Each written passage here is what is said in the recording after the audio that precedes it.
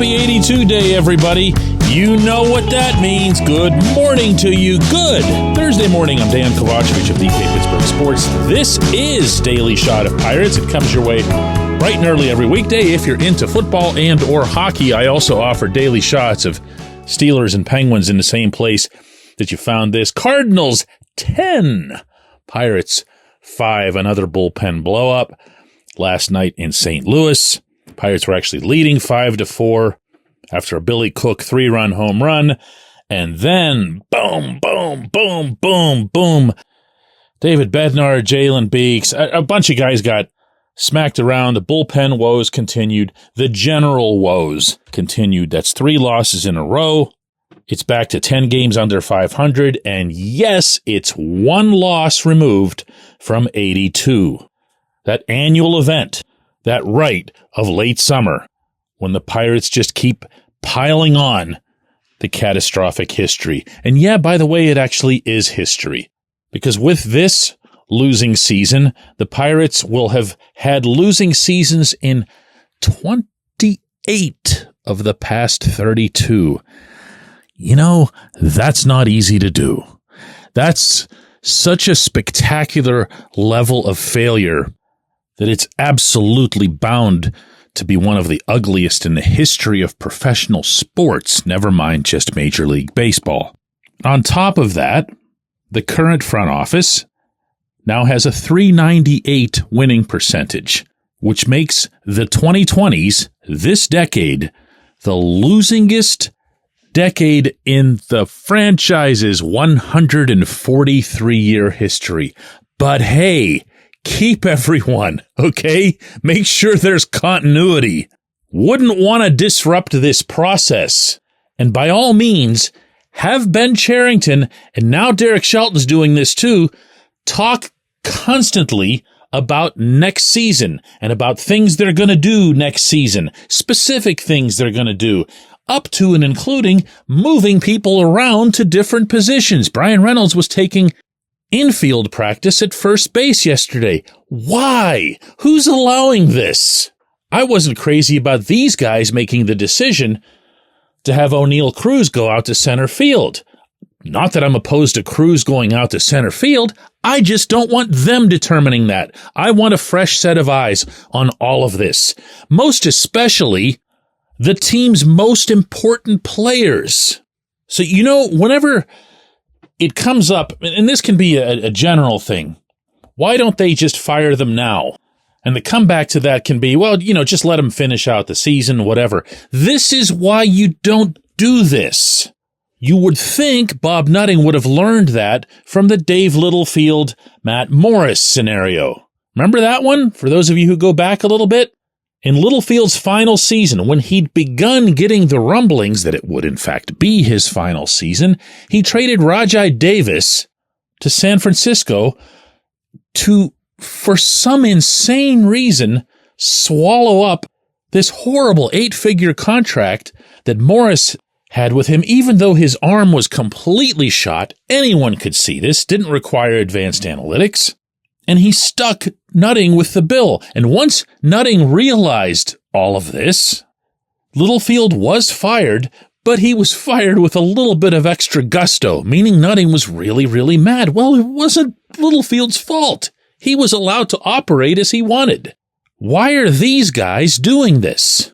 Why are they allowed to be doing this? Why was Cherington allowed to state publicly that Shelton's going to be back? Or what were the exact words again? It was, I fully expect Shelton will be back.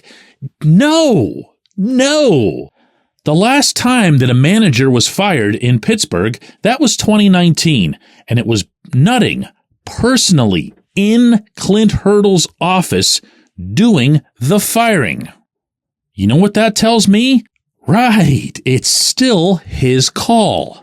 So why do you allow your GM to say something like, I fully expect, which is a nebulous statement unto itself that tacitly acknowledges that it's Nutting's call? My friends, there's 2 more weeks of this. There's 2 more weeks of this sort of stuff. Moving Reynolds to first base, calling up rookies just to see if they might be able to show something that would create an air of excitement. And again, there's nothing inherently wrong with the moves.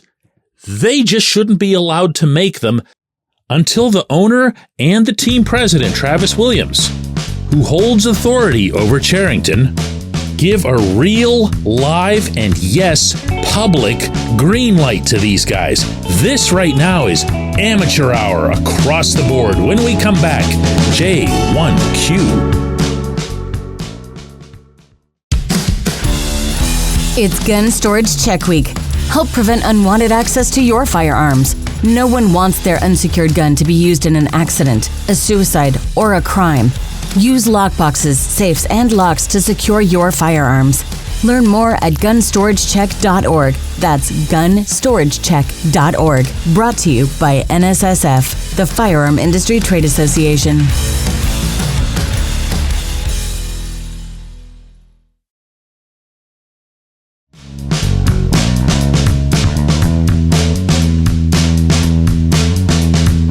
Today's J1Q comes from Todd, who asks DK, can Joey Bart play first base? Well, my belief, Todd, a lot like Billy Bean's belief in the Moneyball movie, is that anybody can play first base. Isn't that right, Ron Washington? To which Ron comes back, it's incredibly hard. Wait, I totally blew that. I'm going to try it again. Billy Bean says, it's not that hard, right, Ron? To which Ron says, it's incredibly hard. But I don't know. I mean, there's a reason that throughout baseball history, players have been moved to first base when they've pretty much run out of other places to play. So I'm going to presume, to answer your question in the most literal way, that Bart can play first base. That said, I don't care if he can play first base. You know why? Because he can catch and he's hitting. If and when there's a new general manager, and in turn a new field manager, one of the emphases, is that a word? Is that the plural of emphasis? Emphases? I'll try it anyway. One of the emphases I'd like to see is in the old school philosophy that the bat plays. The bat will play is sometimes the way it's spoken. Meaning, plain and simple, if you can hit, they'll find a place for you. That applies to Little League. That applies to every level.